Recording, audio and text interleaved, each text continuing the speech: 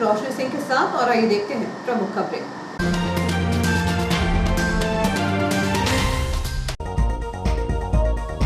शिकायत के बावजूद अस्पताल के बाजू में रिहायशी इलाके में संचालित हो रहा नमकीन कारखाना बन रहा घटिया नमकीन। पार्किंग की जगह किया निर्माण, होटल विनायक के रसूख के आगे प्रशासन नतमस्तक। सीएमएचओ ने शासकीय अस्पताल का किया निरीक्षण, जानी स्वास्थ्य सुविधा, कोरोना को लेकर स्वास्थ्य विभाग अलर्ट।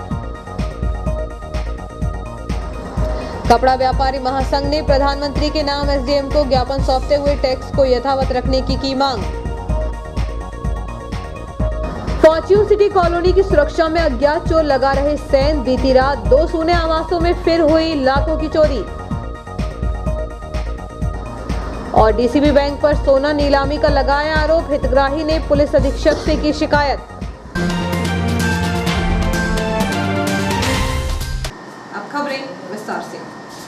चिकमंगलूर चौराहे से लगे क्षेत्र में होटल विनायक के संचालक द्वारा होटल निर्माण में लीज पर ली गई भूमि से अधिक पर पक्का निर्माण कर लिया गया है, जिसकी शिकायत अनुविभागीय दंडाधिकारी इटारसी के न्यायालय में की गई, जिसके बाद मामले की जांच करने पर यह बात सिद्ध हो गई कि होटल के मालिक श्याम अग्रवाल द्वारा लाखों रुपए की बेशकीमती शासकीय जमीन पर बीच बाजार में कब्जा किया गया है।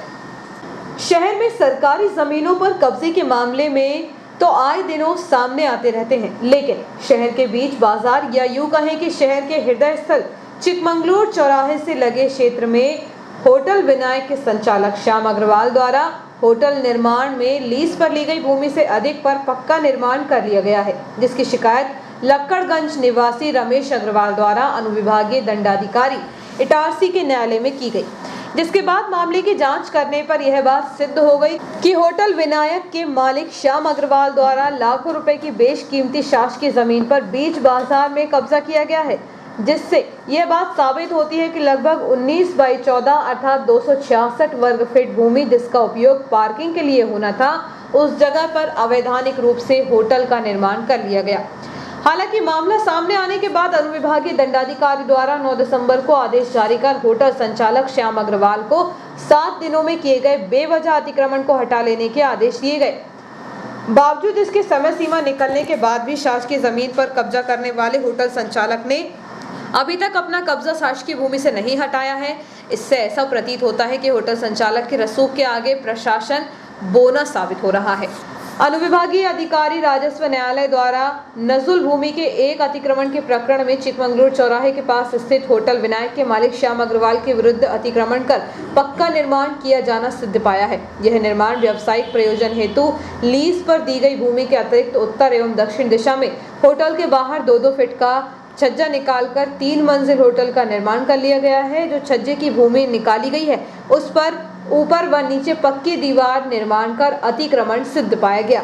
प्रकरण में यह बात सामने आई है कि मुख्य बाजार स्थित होटल विनायक के मालिक के पास शासकीय अभिलेख अनुसार 951 वर्ग फीट भूमि थी, जिसमें शासकीय नियमानुसार केवल 700 वर्ग फीट भूमि पर ही निर्माण कार्य किया जा सकता था, लेकिन होटल मालिक द्वारा नियम कायदे हवा में उड़ाते हुए 1200 वर्ग फीट भूमि पर पक्का निर्माण कर इस स्थान पर होटल विनायक का निर्माण कराया गया। इस प्रकार शासन की भूमि पर होटल संचालक द्वारा अतिक्रमण किया गया है।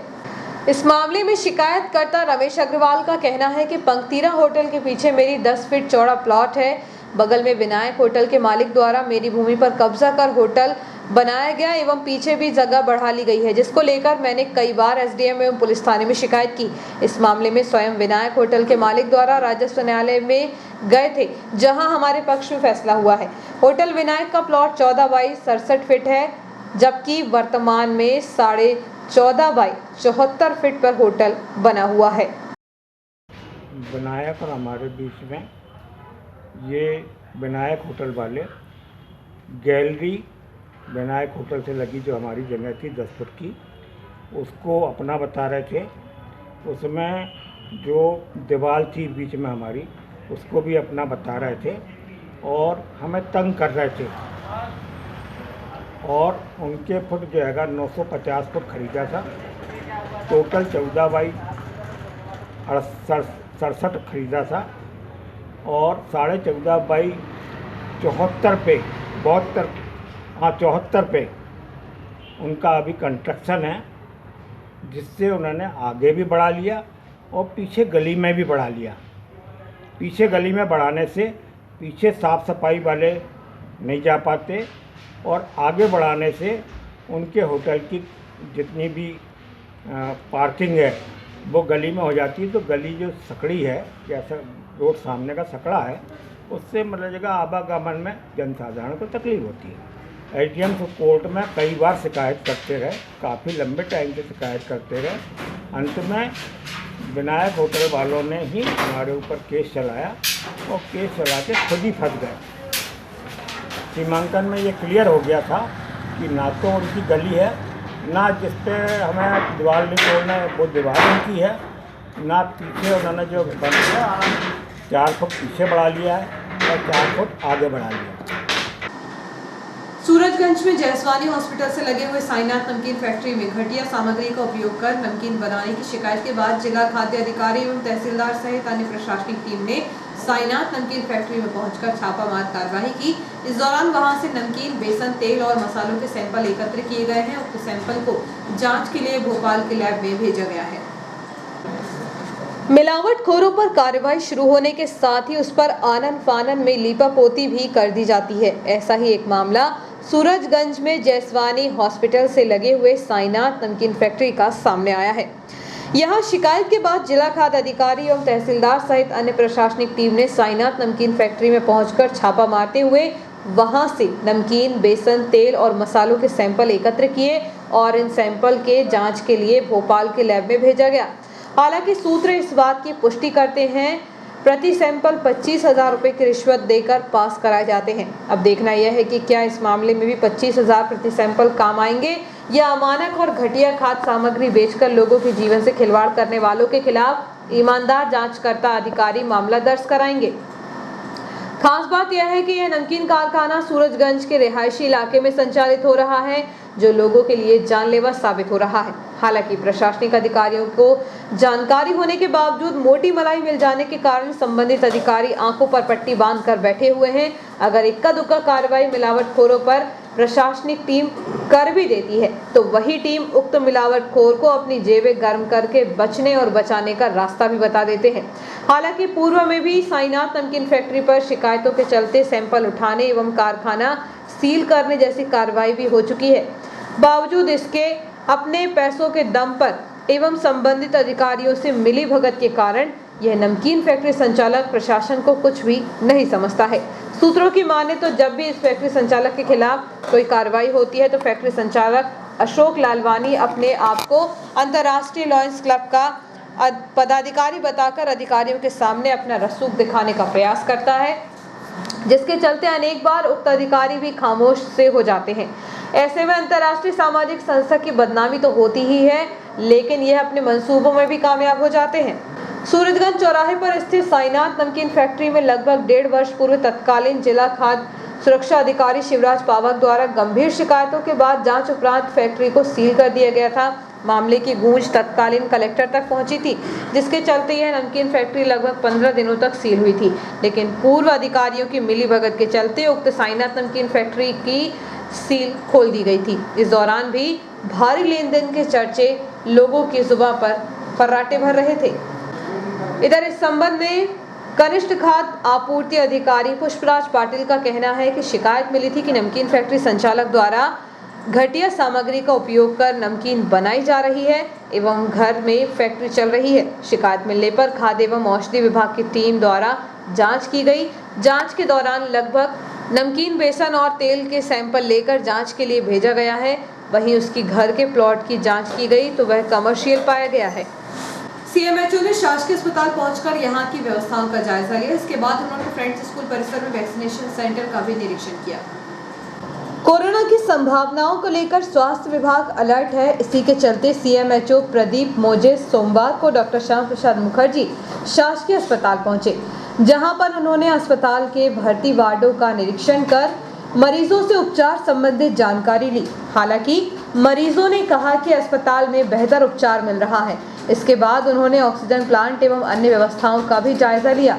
सबसे अधिक फोकस कोरोना पर रहा। दरअसल देश में कोरोना के केस बढ़ने लगे हैं। इटारसी में भी कुछ दिन पूर्व एक कोरोना पॉजिटिव मरीज मिल चुका है। हालांकि वह स्वस्थ होकर अपने घर भी जा चुका है, लेकिन कोरोना की दहशत बरकरार है। यदि कोरोना की लहर आई तो ऐसे में मरीजों को बेहतर उपचार देने के लिए तैयार हैं। बताया जा रहा है कि ऑक्सीजन प्लांट से 90 बिस्तरों को कनेक्ट किया गया है। इसके अलावा 65 कंसंट्रेटर उपलब्ध हैं। इस प्रकार एक साथ 105 मरीजों को ऑक्सीजन दी जा सकेगी। उल्लेखनीय है कि पिछली लहर में ऑक्सीजन की कमी के कारण अधिकांश मरीजों ने दम तोड़ दिया, लेकिन इस बार पुनरावृत्ति को रोकने के लिए स्वास्थ्य विभाग कोरोना आने के पहले ही ऑक्सीजन की व्यवस्थाएं कर चुका है। सीएमएचओ अस्पताल का निरीक्षण करने के बाद वैक्सीनेशन सेंटर पहुंचकर भी वैक्सीनेशन की जानकारी ली। निरीक्षण के दौरान जिला कार्यक्रम प्रबंधक doctor Deepak Dahariya, doctor Gopal Dandotiya, doctor Arpit Trivedi, doctor Priyank Mishra, doctor Sanjay Raghav, doctor Japhariya, समाज सेवी संजय मेहानी एवं अन्य चिकित्सक मौजूद थे। कोरोना के मरीज शहर में अभी नहीं है, लेकिन जिस प्रकार देश में कोरोना का नया वेरिएंट ओमिक्रॉन के मरीज बढ़ रहे हैं, उसे देखते हुए कोरोना की वापसी से भी इनकार नहीं किया जा सकता। इसलिए सीएमएचओ डॉक्टर मोजिस ने अधीक्षक डॉक्टर आर.के. चौधरी से चर्चा करते हुए कहा कि पिछली लहर की तरह इस बार भी प्राइवेट अस्पतालों को भी तैयार रहने के लिए निर्देशित किया है। इसमें दयाल नर्सिंग होम और वात्सल्य अस्पताल शामिल है। निरीक्षण करने पहुंचे सीएमएचओ ने ड्यूटी पर मौजूद चिकित्सकों से मरीजों को देखने की जानकारी ली, क्योंकि चिकित्सक जितने मरीज देखते हैं उसकी जानकारी रजिस्टर में दर्ज की जाती है। महिला चिकित्सक डॉक्टर श्रीमती पहाड़िया से प्रतिदिन होने वाली डिलीवरी की जानकारी ली। उन्होंने कहा कि प्रतिदिन लगभग 1 दर्जन डिलीवरी होती है, इनमें सीजर और नॉर्मल दोनों ही शामिल है। इस संबंध में जब सीएमएचओ डॉक्टर प्रदीप मोजिस से बातचीत की गई तो उन्होंने कहा कि अस्पताल का निरीक्षण के दौरान व्यवस्थाएं बेहतर मिली हैं। कोरोना की लहर आने की संभावना को देखते हुए चिकित्सकों एवं स्टाफ को अलर्ट रहने के निर्देश दिए। इस बार कोरोना से निपटने के लिए ऑक्सीजन की पर्याप्त व्यवस्था है। देखिए, अस्पताल का काम तो बहुत सही है यहाँ पर, और निरीक्षण करने का उद्देश्य ये था कि यदि संभावित कोविड की कोई तीसरी लहर अगर आती है तो यहाँ पर क्या तैयारियाँ हैं। तो यहाँ पर सब उचित तैयारियाँ ठीक है, और स्टाफ भी सफिशिएंट है। डॉक्टर चौधरी यहाँ पर हैं अधीक्षक, और अच्छा काम कर रहे हैं, और पेशेंट्स की संख्या भी बहुत ज़्यादा है, तो मैनेजमेंट भी ठीक है इनका। तैयारियों को देखकर मैं यहाँ सेटिस्फाइड हूँ। ठीक है, आपने बताया, वैसे हमारी चर्चा चल रही है। मैं वहाँ पर हमारे जो टीबी का सेक्शन देखते हैं उनसे चर्चा करके फिर आगे की बात ठीक है, उसके लिए भी व्यवस्था करते हैं, कोई नई अल्टरनेटिव व्यवस्था करते हैं। जी, थैंक यू। कपड़ा व्यापारी महासंघ द्वारा प्रधानमंत्री के नाम एक ज्ञापन एसडीएम को सौंपा गया। ज्ञापन के माध्यम से उन्होंने बढ़ाए जा रहे टैक्स को यथावत रखने की मांग की है। केंद्र सरकार द्वारा कपड़ों पर 5% से बढ़ाकर 12% जीएसटी करने का निर्णय लिया गया है। 1 जनवरी से यह आदेश प्रभावी हो जाएगा। जीएसटी बढ़ने के कारण व्यापारियों में रोष है, जिसे देखते हुए रेडीमेड एवं कपड़ा एसोसिएशन द्वारा तहसील पहुंचकर प्रधानमंत्री नरेंद्र मोदी के नाम एक ज्ञापन एसडीएम एमएस रघुवंशी को सौंपा है। एसोसिएशन के संरक्षक मोहन चैलानी द्वारा बताया गया कि रोटी, कपड़ा और मकान लोगों की आवश्यक वस्तुओं में आती हैं, जिनके बिना किसी भी इंसान का गुजारा नहीं हो सकता। आर्थिक रूप से संपन्न वर्ग के लोगों पर जीएसटी बढ़ने से भले ही कोई असर न पड़े, लेकिन आम उपभोक्ताओं के लिए कपड़े काफ़ी महंगे पड़ेंगे, क्योंकि जीएसटी के रेट बढ़ाए गए तो कपड़ों के रेट भी बढ़ेंगे, तो उनका बजट भी बिगड़ेगा। उन्होंने कहा कि पहले कपड़ों पर 1% एंट्री टैक्स लगता था, लेकिन जीएसटी आने पर 5% कर दिया गया है, परंतु अब सीधे 12% किया जा रहा है, जिससे आम नागरिकों को आर्थिक नुकसान होगा। इस अवसर पर रेडीमेड कपड़ा एसोसिएशन के अध्यक्ष धर्मदास मेहानी, सचिव नरेश गंगलानी, उपाध्यक्ष ओम सोनी, सोनू परियानी, श्रीचंद खुरानी, कोषाध्यक्ष महेश बलेचानी, गौरव फुलवानी, किशन चंद बकरानी, राहुल देवानी, अप्पू देवानी और मनीष वसानी सहित एसोसिएशन के अन्य सदस्य मौजूद रहे।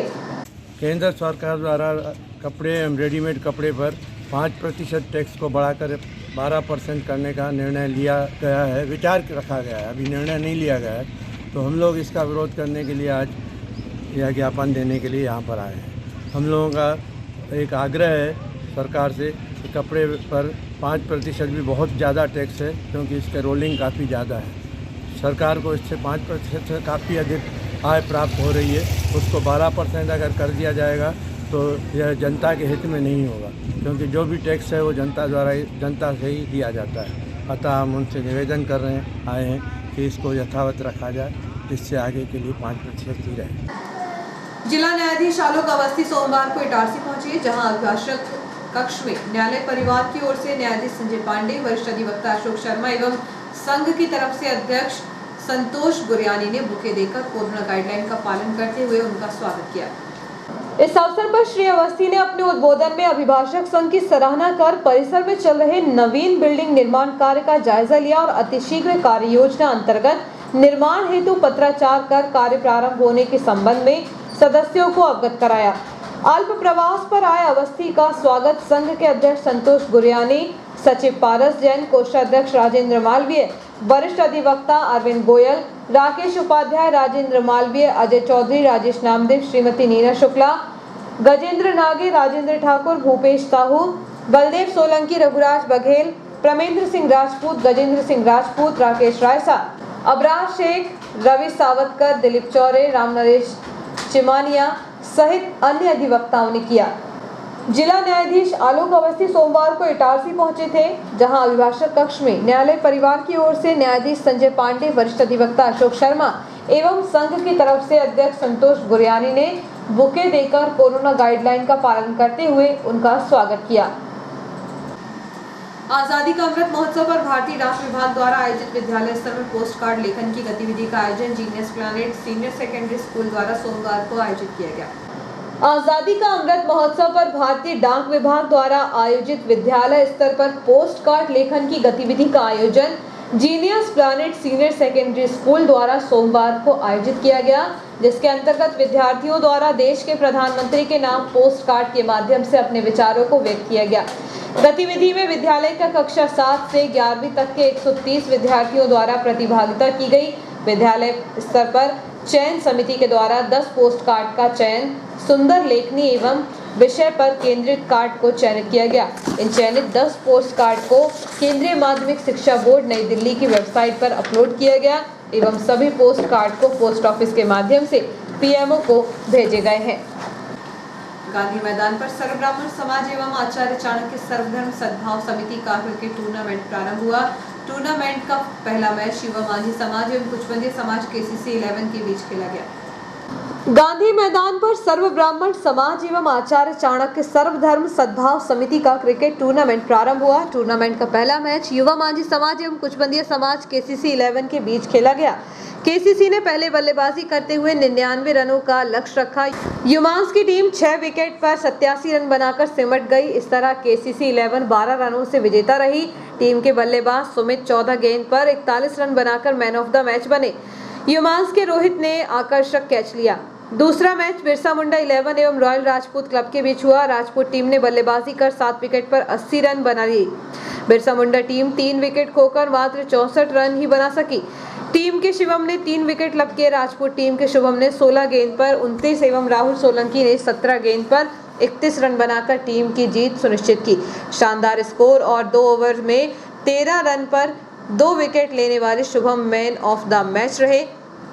तीसरा मैच यादव समाज के विल्स क्लब एवं भाट समाज के बी बॉयज के बीच हुआ। बी बॉयज निर्धारित 8 ओवर में 39 रन पर ऑल आउट हो गई। जवाबी पारी में विल्स क्लब ने 4 विकेट पर 40 रन बनाकर जीत हासिल की। चौथा मैच ईरानी समाज के इंडियन हैदरी एवं सोनकर समाज की एनजीएल टीम के बीच हुआ। एनजीएल क्लब ने 8 विकेट पर 52 रनों का स्कोर खड़ा किया।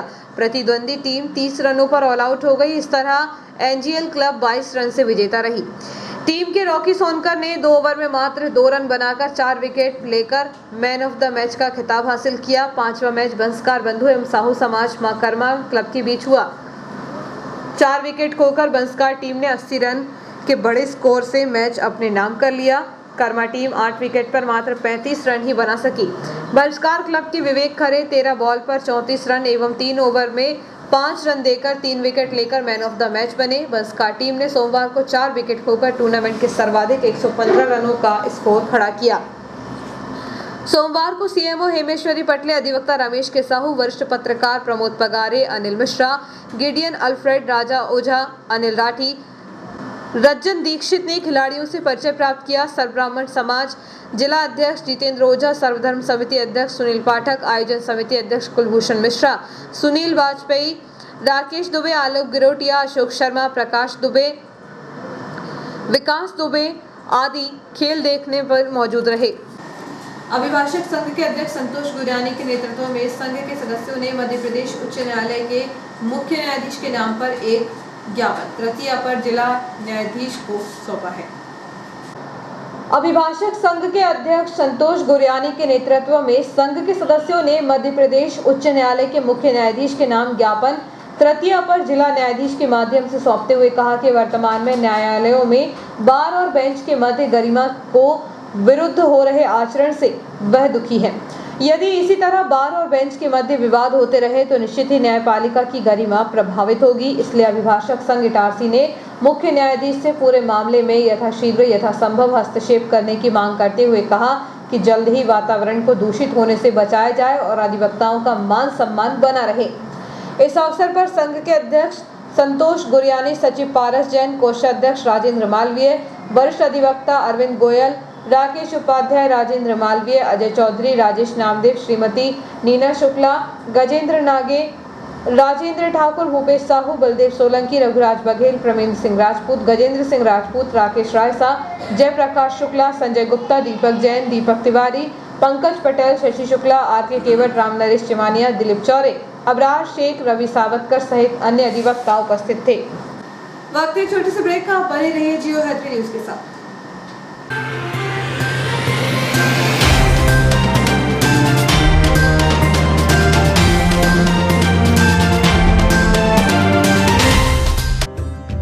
हम कथा सुनाते राम सकल गुण धाम की, हम कथा सुनाते राम सकल गुण धाम की।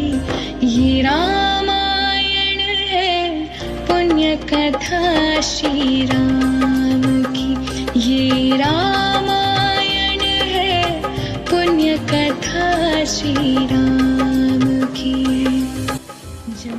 और कैकेयी को जब सूचना मिली है कि मेरा बेटा भरत आ रहा है, अरे इस अयोध्या का राजा आ रहा है, तो वो तो आरती की थाली उसने ली और आरती करने के लिए लालायित हो रही है। अरे इस अवध का राजा आ रहा है, अब आरती की थाली सजा रखी है।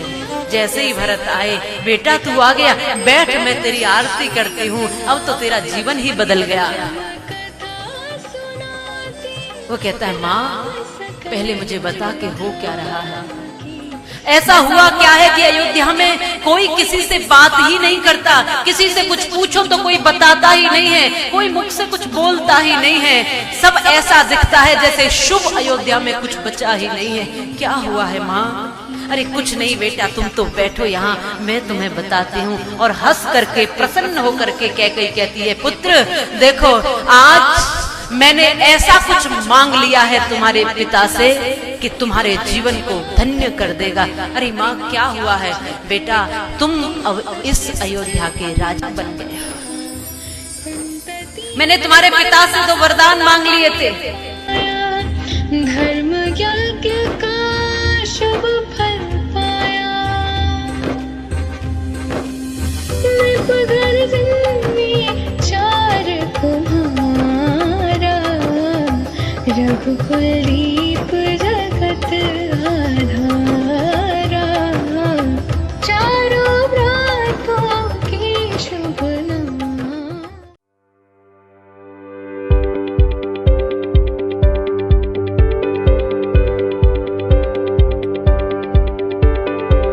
अब आपके शहर इटारसी में उपलब्ध है high speed rail wire broadband net connection.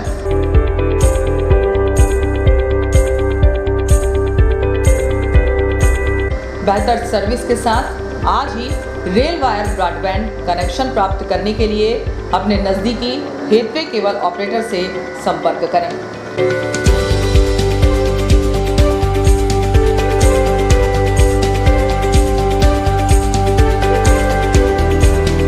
अधिक जानकारी के लिए कार्यालय रेल वायर मेहानी भवन, बालाजी मंदिर के पास इटारसी में संपर्क किया जा सकता है।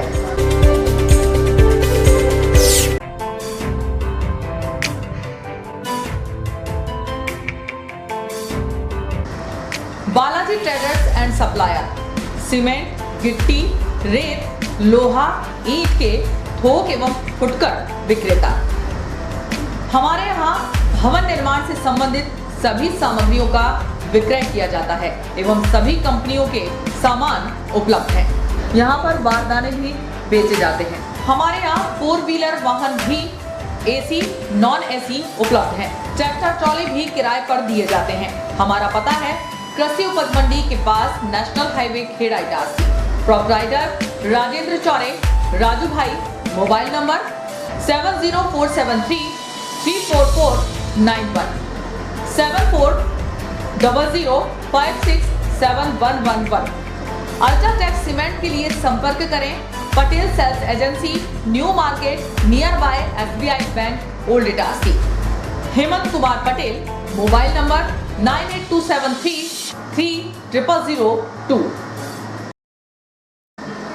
पुरानी कार पूरा विश्वास, Khatu Shri multi brand use car showroom Hoshangabad. पुरानी कार खरीदने एवं बेचने का एकमात्र विश्वसनीय प्रतिष्ठान खाटू श्री। बेचें अपनी पुरानी कार और पाएं पेमेंट, वह भी हाथों हाथ। आसान फाइनेंस सुविधा, कम कागजी कार्यवाही, नाम ट्रांसफर की पूर्ण जवाबदारी, स्पोर्ट फाइनेंस, स्पॉट डिलीवरी की सुविधा। बदले अपनी पुरानी कार को हमारी टॉप कंडीशन कार से, वह भी बिना डाउन पेमेंट के। तो एक बार अवश्य आएं Khatu Shri multi brand use car showroom, Geeta Bhavan के बाजू में, Rasuliya, Hoshangabad. Mobile number 704955566 8225071715। Supreme furniture truly stylish, the new age furniture from supreme की संपूर्ण रेंज अब आपके शहर इटारसी में मिहानी डिपार्टमेंटल पर उपलब्ध है। देश की number 1 plastic product company Supreme furniture range इतनी जिसे आप देखते रह जाएंगे। Lacquer finish furniture premium collection, love seat sofa set, armless chair, work from home furniture, your WFH companions, mono block chairs, centre tables and trolleys, stools and miscellaneous furniture, dining tables, blow moulded range, cupboard range, drawer cupboard range, multipurpose utility products, roto moulded range, kids furniture, stadium seating के साथ ही शू rake के साथ ही supreme furniture की संपूर्ण range एक ही छत के नीचे उपलब्ध है।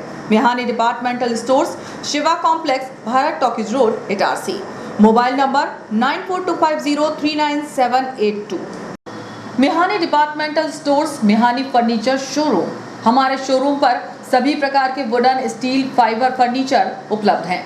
हमारे यहाँ मॉड्यूलर किचन, बड़े छोटे मंदिर, sofa, sofa corner, LED showcase, dining table, study table, couch, single bed, double bed, dressing table, सभी प्रकार की अलमारियां, ऑफिस चेयर, प्रमुख कंपनी के गद्दे, सेंटर टेबल, किचन अलमारी, कुशन के कपड़े, शू रैक, झूले, सिलाई मशीन, प्लास्टिक के गमले, डस्टबिन, रैक, अलमारी, चेयर, स्टूल, हार्डवेयर के सभी कंपनियों के सामान बाजार से कम दामों पर उपलब्ध।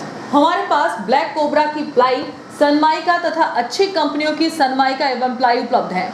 फर्नीचर में लगने वाला हार्डवेयर का समस्त सामान उपलब्ध है। ड्रॉज चैनल, ड्रॉज लॉक सभी कंपनियों के उपलब्ध हैं। सभी सामग्री बाजार से कम दामों पर उपलब्ध। प्राइनो, गोदरेज, एफको तथा अन्य कंपनी के हार्डवेयर सामान उपलब्ध हैं। हमारे यहाँ ऑर्डर पर भी आपके डिजाइन के अनुसार फर्नीचर बनाए जाते हैं। एक बार अवश्य पधारें। हमारा पता है Bharat talkies road, Guru Nanak complex, Itarsi. आपका विश्वसनीय चंचल ज्वेलर्स अब नए शोरूम में गोल्ड प्लेटेड आभूषणों एवं नए डायमंड ज्वेलरी के साथ 1 ग्राम और 2 ग्राम वाली सोने की 4 चूड़ियां एवं कंगन, 1 ग्राम और 2 ग्राम वाला सोने का मंगलसूत्र, हार, करदौना, चैन, झुमके, बाजूबंद और सभी प्रकार के गहने, डायमंड सेट एवं एंटिक ज्वेलरी और फैंसी ज्वेलरी का अनुपम संग्रह।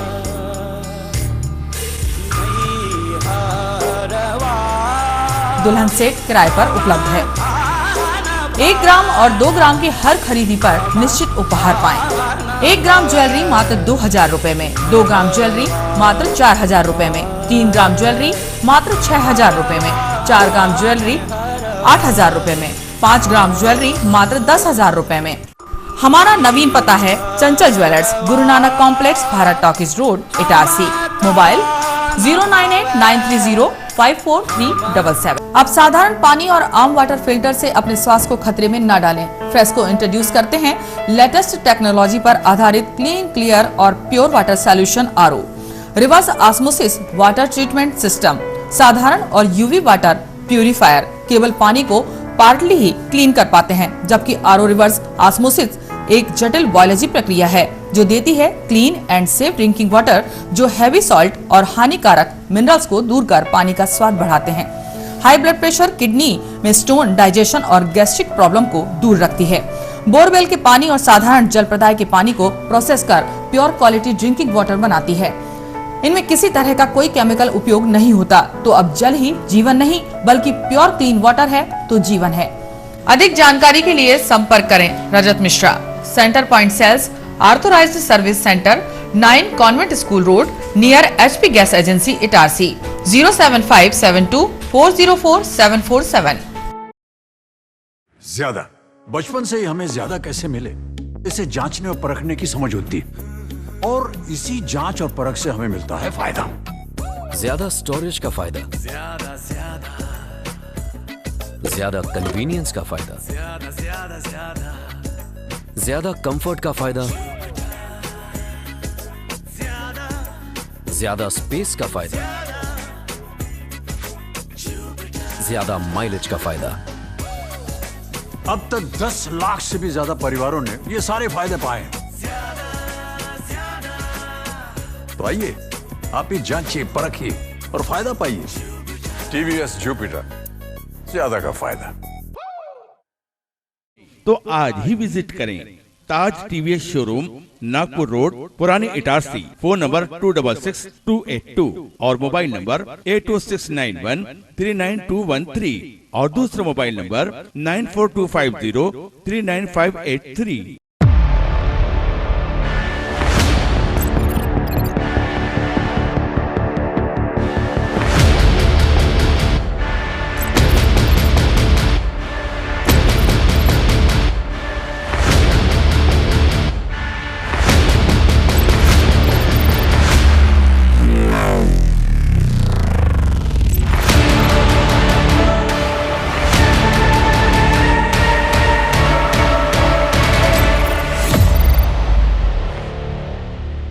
तो आज ही विजिट करें ताज TVS शोरूम, नागपुर रोड, पुरानी इटारसी। फोन नंबर 266282 और मोबाइल नंबर 80691399213 और दूसरा मोबाइल नंबर 9425039583।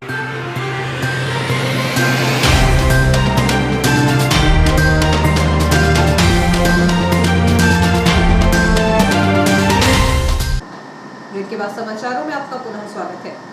तीकड़ ग्राम निवासी एक युवक की जहरीला पदार्थ खाने से मौत हो गई। इसे उपचार के लिए होशंगाबाद के एक निजी अस्पताल में भर्ती किया गया था। जहर खाकर आत्महत्या की घटनाएं बढ़ रही हैं। इसी प्रकार पथरोटा थाना अंतर्गत आने वाले तीकड़ ग्राम निवासी 20 वर्षीय रितेश पिता अखिलेश सराठे ने विगत दिनों जहरीले पदार्थ का सेवन कर लिया था, जिसे गंभीर हालत में उपचार के लिए डॉक्टर श्यामा प्रसाद मुखर्जी शासकीय अस्पताल में भर्ती कराया गया था। लेकिन युवक की हालत नाजुक होने के कारण प्राथमिक उपचार के बाद उसे होशंगाबाद रेफर कर दिया गया, जहां होशंगाबाद के एक निजी नर्सिंग होम में उसे भर्ती कराया गया। लेकिन यहां भी उपचार के दौरान उसे आराम नहीं लगा, जिससे उपचार के दौरान उसकी मौत हो गई। युवक ने जहर खाकर आत्महत्या क्यों की, इसका खुलासा पुलिस द्वारा विवेचना के बाद ही हो सकेगा। पुलिस ने इस मामले में मर्ग कायम कर जाँच शुरू कर दी है। शिवनीमाला विधानसभा में भाजपा पिछड़ा वर्ग मोर्चा जिला होशंगाबाद के जिलाध्यक्ष जयकिशोर चौधरी ने दौरा किया। इस अवसर पर उन्होंने ग्रामीणों को पिछड़ा वर्ग के लिए केंद्र और राज्य सरकार द्वारा चलाई गई अनेकों जन कल्याणकारी योजनाओं की जानकारी दी। शिवनीमाला विधानसभा में भाजपा पिछड़ा वर्ग मोर्चा जिला होशंगाबाद के जिलाध्यक्ष जयकिशोर चौधरी ने दौरा किया। श्री चौधरी ने बताया, मध्य प्रदेश की आबादी का 52% आता है। पिछड़ा वर्ग के लिए केंद्र और राज्य सरकार ने अनेकों जन कल्याणकारी योजनाएं चलाई हैं। उनका डोलरिया मंडल, मिश्रौत, शिवनी मालवा नगर मंडल द्वारा रेस्ट हाउस एवं श्रीपुर मंडल ने योगेंद्र मंडलोई के निवास स्थान पर स्वागत किया एवं भीलट देव मंडल में कार्यकर्ताओं ने भेंट की।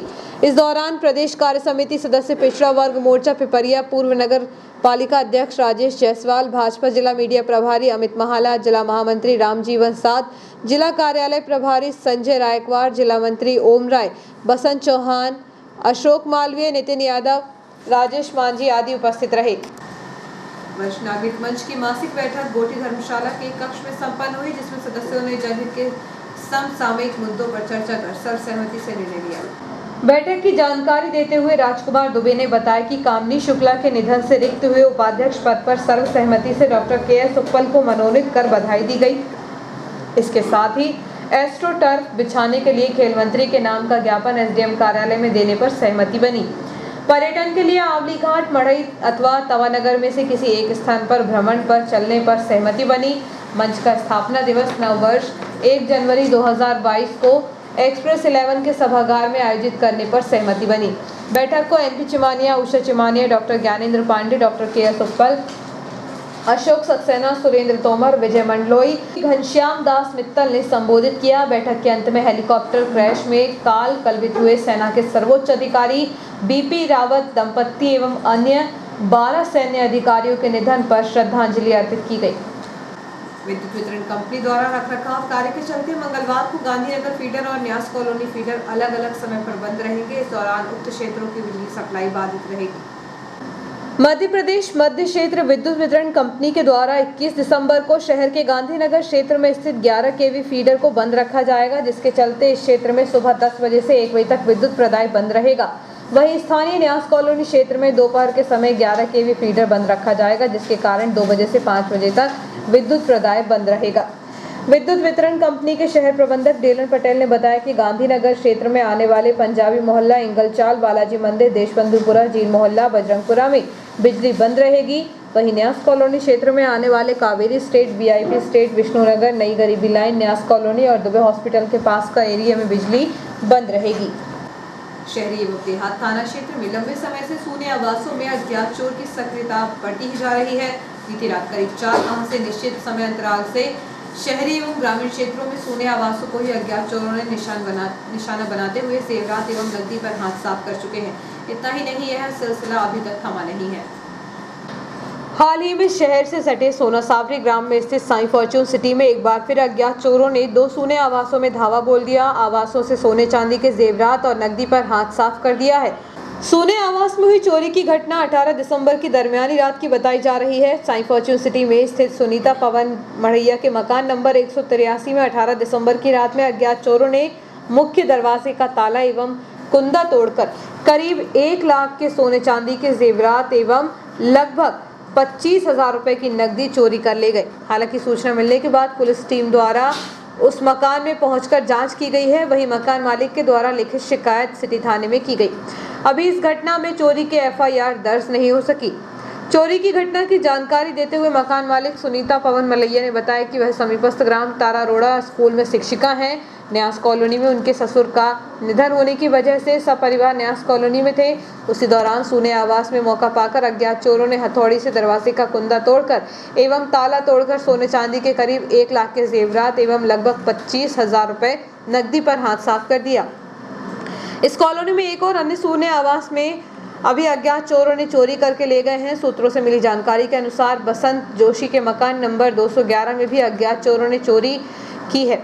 वहीं अभी तक इस मकान से चोरी की पूरी जानकारी नहीं है, क्योंकि बसंत जोशी जो कि सेवानिवृत्त रेलकर्मी है, वह किसी आवश्यक कार्य से महाराष्ट्र नागपुर गए हुए हैं। वह लौट कर आएंगे तभी चोरी हुए सामान की जानकारी मिल सकेगी।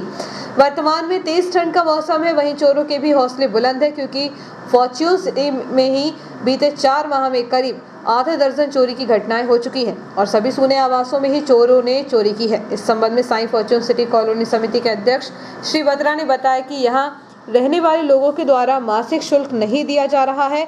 हालांकि कुछ समय पूर्व भी कॉलोनी में सीसीटीवी कैमरे लगाए गए हैं, परंतु वहां रहने वाले लोगों का कहना है कि यहाँ सीसीटीवी कैमरे काम नहीं कर रहे।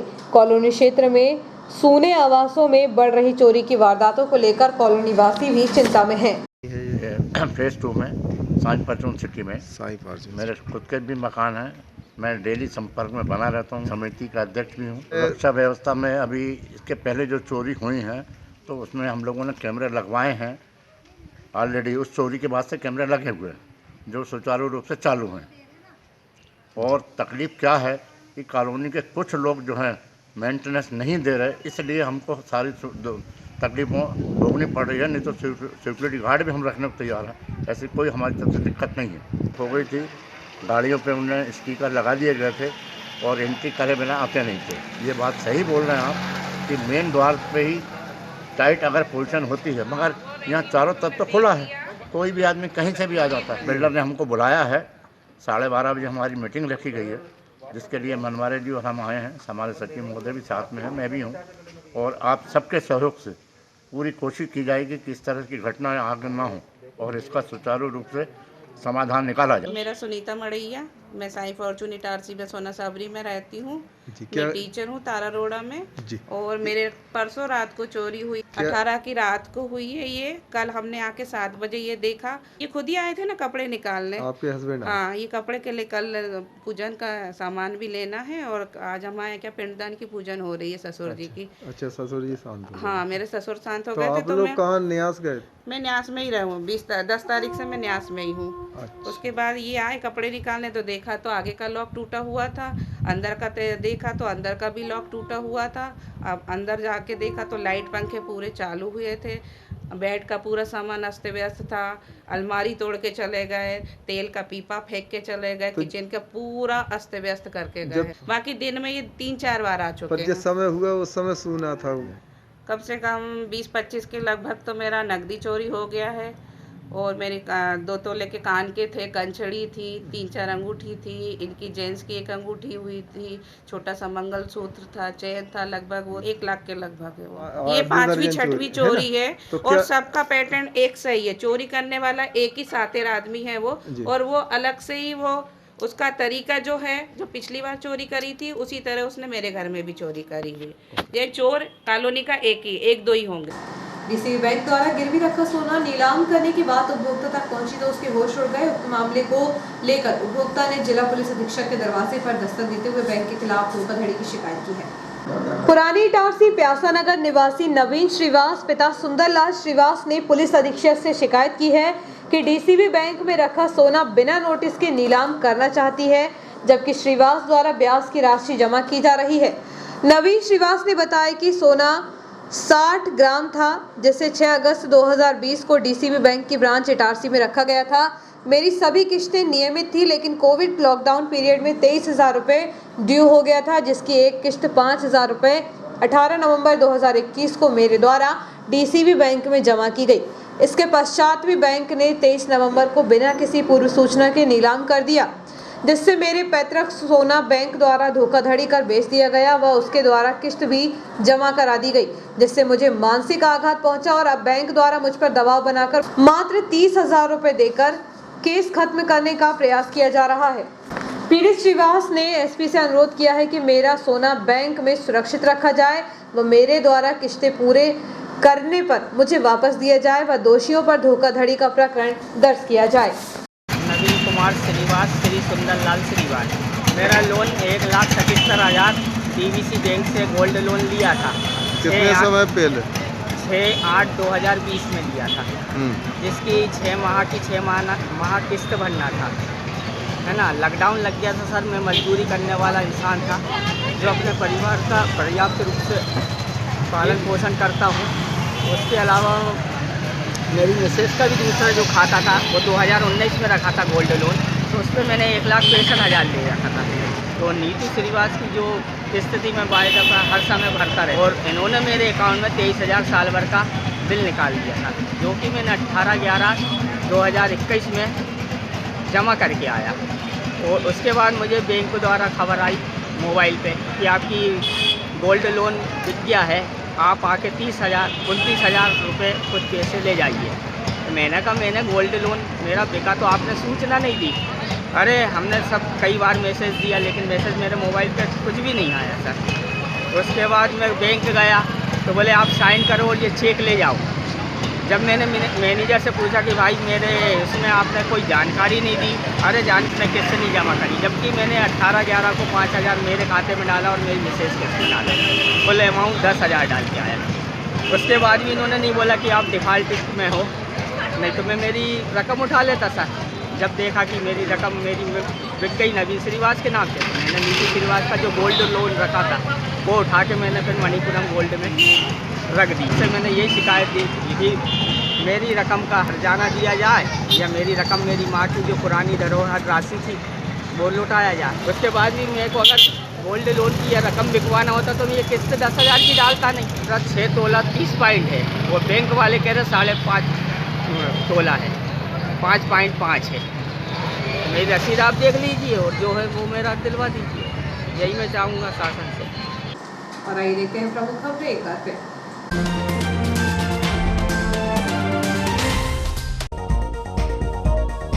शिकायत के बावजूद अस्पताल के बाजू में रिहायशी इलाके में संचालित हो रहा नमकीन कारखाना बन रहा घटिया नमकीन। पार्किंग की जगह किया निर्माण, होटल विनायक के रसूख के आगे प्रशासन नतमस्तक। सीएमएचओ ने शासकीय अस्पताल का किया निरीक्षण, जानी स्वास्थ्य सुविधा, कोरोना को लेकर स्वास्थ्य विभाग अलर्ट। कपड़ा व्यापारी महासंघ ने प्रधानमंत्री के नाम एसडीएम को ज्ञापन सौंपते हुए टैक्स को यथावत रखने की मांग। फॉर्च्यून सिटी कॉलोनी की सुरक्षा में अज्ञात चोर लगा रहे सेंध, बीती रात 2 सोने आवासों में फिर हुई लाखों की चोरी। और डीसीबी बैंक पर सोना नीलामी का लगाया आरोप, हितग्राही ने पुलिस अधीक्षक से की शिकायत। फिर मिलते हैं कुछ नए समाचारों के साथ, तब तक के लिए आज्ञा दीजिए, नमस्कार।